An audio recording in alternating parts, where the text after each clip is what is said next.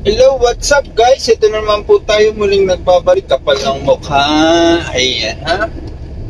Magandang umaga. Ayan, ang pag-usapan natin is daily routine.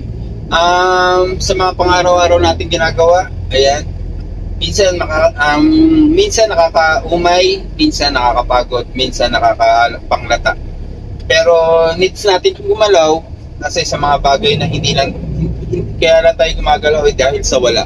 So gumagalaw tayo is para sa mga pangangailangan natin, daily routine na pangangailangan, obligasyon sa buhay, at yung mga bagay-bagay na mga pwede natin suportahan. So hindi ko naman sinabing na tayo lang yung inaasahan nila.